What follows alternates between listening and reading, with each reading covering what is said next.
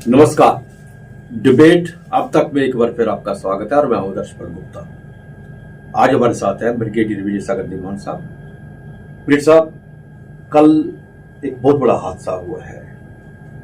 Iran का एक chopper जो है हेलीकॉप्टर, हाईटेक हेलीकॉप्टर, एक हादसे का शिकार हो गया और आज पता चला कि उसमें जितने भी सवार थे उनमें से कोई भी जीवित नहीं बचा। सबसे बड़ी बात है कि ईरान का प्रेसिडेंट और फॉरेन मिनिस्टर भी उन्हीं में से थे। किस तरह से ये एक्सीडेंट हुआ है, ये सोचने वाली बात है, क्योंकि आज के युग में इनके पास जितने भी हेलीकॉप्टर हैं या इनके पर्सनल जितने भी जहाज हैं, इतने हाईटेक होते हैं कि एक्सीडेंट के चांसेस बहुत कम होते हैं। क्या कोई वजह ऐसी भी हो सकती है, जिस तरह से वार चल रही है वेस्ट एशिया में, उसको लेके कुछ ऐसा भी हो सकता है? क्या ये युद्ध विश्व युद्ध की तरफ बढ़ जाएगा? देखिए आदर्श जी, पहले हम बात करते हैं एक्सीडेंट की। और जो रिपोर्ट आई है हमारे पास कि ये शायद पता नहीं है, अभी उसका ब्लैक बॉक्स वगैरह से पता चलेगा कि हो सकता है कि बैड वेदर था और थिकली वुडेड जगह है तो पायलट एरर हो सकता है।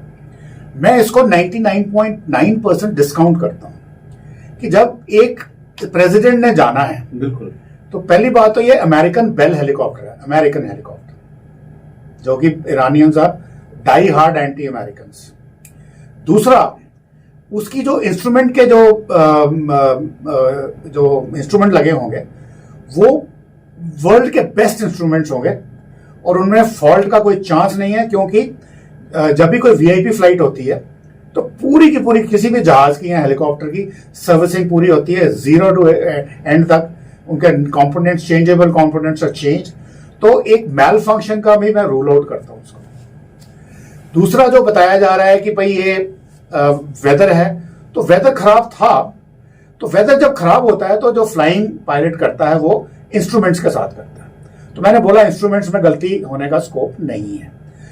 ये हो सकता है कि उस बैड वेदर के अंदर, क्योंकि ये थिकली वुडेड फॉरेस्ट भी था, या उसने शायद कोई गलत ऑल्टीट्यूड पढ़ लिया जिसका अगेन स्कोप 0.001% है। तो मैं इसको, ये बड़ा मेरे पास रीजन है कि ये एक जो हादसा था जिसमें ईरान का प्रेसिडेंट, फॉरेन मिनिस्टर और उनके खास आदमी एंड एक भी उनमें से नहीं बचा। इसका मतलब this has to be an explosion.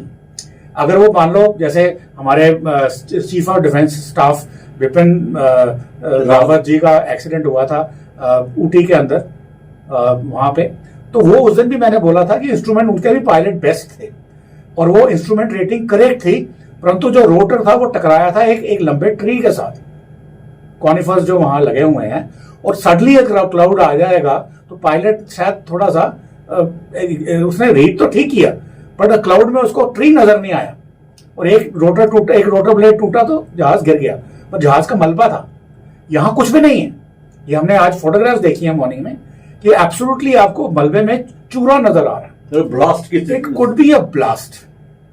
अब ब्लास्ट इस एक्सप्लोसिव से भी हो सकता है, फ्यूल टैंक से भी हो सकता है। तो इस चीज में अगर ये सब कुछ नहीं है तो ये ब्लास्ट कैसे हुआ? अभी इसके लिए थोड़ी सी बैकग्राउंड मैं आपको देना चाहता हूं। ये मेरा एक कंजेक्चर है, आई एम नॉट सेइंग कि जो मैं बोल रहा हूं वो सही बात है, हो सकता है। देखिए, लड़ाई वेस्ट एशिया में चरम पे है। आज वो जो पीस एफर्ट्स हैं हमास के और इजराइल के, वो ऑलमोस्ट खत्म होते जा रहे हैं। बट सिचुएशन ये है कि पूरी दुनिया जो है वो इजराइल के अगेंस्ट होती जा रही है, हमास की ह्यूमैनिटेरियन प्लाइट की वजह से, सिविलियंस की वजह से। इवन अमेरिका में भी इलेक्शन आने वाले हैं, वहां भी प्रो पैलेस्टीनियन वोटर है, बट वहां प्रो इजराइलीज भी हैं और इजराइलीज अमेरिका में ज्यादा पावरफुल है। तो अमेरिका ऊपर से कुछ बोल रहा है और उनको हथियारों का खेव कभी रोकता है, कभी क्लियर कर देता है। तो ये फ्लिप फ्लॉप चल रहा है। बट इसके बीच में अगर आपने देखा, जब इजराइलियों ने सीरिया की अंदर ईरानियन एम्बेसी के ऊपर स्ट्राइक करके उनके जनरल्स को मारा था, तो ईरान ने बदला लेना था, क्योंकि वो अपने लोगों को क्या मुंह दिखाएगा। हालांकि वो टेररिस्ट रिजीम है, रिपब्लिकन गार्ड्स वगैरह जो हैं, तो अब वो दुनिया भी उनके अगेंस्ट है, सैंक्शन उनके ऊपर ऑलरेडी हैं। तो उन्होंने जो लोगों से बात करी, उन्होंने बोला हम अटैक तो करेंगे। अभी उनके प्रॉक्सीज अटैक कर रहे थे अभी तक इजराइल के ऊपर, चाहे वो हिजबुल्लाह हो, हुतीज हो, हमास हो, या इवन जॉर्डन से कुछ गोलान हाइट्स के कुछ उधर हो, वेस्ट बैंक में हो। तो पहली बार ईरान ने डायरेक्ट मिसाइल्स फायर करवाई हैं अपनी जमीन से, जो पहले नहीं किया था। अब पूरा का पूरा दुनिया इसको देख रही है, क्योंकि उनकी भी ईगो प्रॉब्लम होने पर हमको रिटेलिएट करना है, दुनिया को भी जवाब देना है, अपने इलेक्टोरेट को भी जवाब देना है। तो उसके लिए शायद जो ये बड़े बड़े कंट्रीज है, यूएस वगैरह, ये मान के करिए। बट करने से पहले उन्होंने बोला कि एक किस्म का स्टेज मैनेज किया कि हम यूएस के लोग मिलिट्री, यूके की मिलिट्री, सऊदी अरेबिया की मिलिट्री और जॉर्डन, उन सब ने उसका मिसाइल अटैक को ऑलमोस्ट नकार दिया। अब इतना बड़ा मिसाइल अटैक चाहे इजराइल की धरती पे हो गया, चाहे उसको नकारा, उसको कोई सब्सटैंशियल डैमेज नहीं भी हुई है, अब इजराइल भी चुप तो नहीं रह सकता। अब पहले भी इजराइल के ऊपर इल्जाम लगे हैं कि उन्होंने सॉफ्ट अटैक्स किए हैं ईरान के ऊपर। तो वो सॉफ्ट अटैक, चाहे वो उनके न्यूक्लियर साइंटिस्ट को मारा, असैसिनेट किया, या उनके जनरल्स को असैसिनेट किया, या साइबर अटैक कराया न्यूक्लियर फैसिलिटीज के ऊपर, तो इस किस्म की बातें पहले भी कर चुके हैं।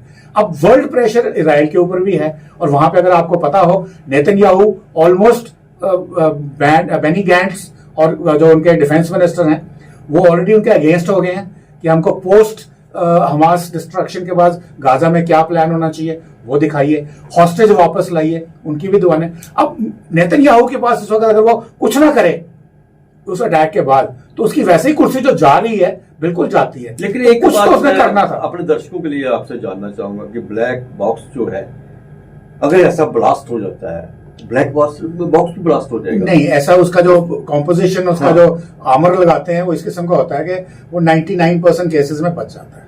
पर अभी वो तो बाद में आएगा। पर मैं कहता हूं कि इस सिचुएशन में शायद अमेरिकन, जो हेलीकॉप्टर अमेरिकन है, तो अमेरिकन को उसकी एक एक चीज पता है कि है क्या है।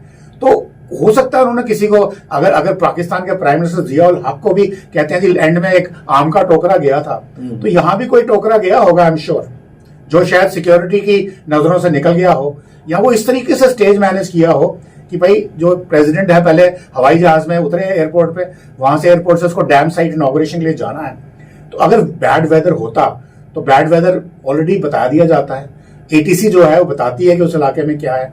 इतनी गलती, प्रेसिडेंट फ्लाई कर रहे हैं तो इतनी गलती होगी नहीं। ये भी बात सही है आपकी, लेकिन अगर ब्लैक बॉक्स में कोई ऐसी चीज सामने आती है तो क्या इस वक्त युद्ध चल रहा है उसके ऊपर क्या आपका, जो सबसे पहले मैंने याद उस पे फिर वही बात होगा, फिर ईरान अंडर प्रेशर है अभी कि भाई अगर इन्होंने इजरायलियों ने किया है या अमेरिकन ने किया है तो मैं क्या एक्शन लूं। तो इस तरह का से टिट फॉर टैट जो सिचुएशन चल रही है, क्योंकि उसमें वॉइस डेटा रिकॉर्डर होगा ब्लैक बॉक्स में, तो उसमें अगर कोई इमरजेंसी हुई होगी तो वो पायलट ने जरूर बोली होगी और उसमें रिकॉर्डेड होगी। उसका जो फ्लाइट प्रोफाइल होगा वो भी रिकॉर्डेड होगा। अगर वो जमीन पे गिरने से पहले बॉम्ब ब्लास्ट भी होगा तो उसकी आवाज रिकॉर्डेड होगी। तो अगर ये हो जाएगा तो ये फिर कोई रिटेलिएशन करने की कोशिश करेंगे।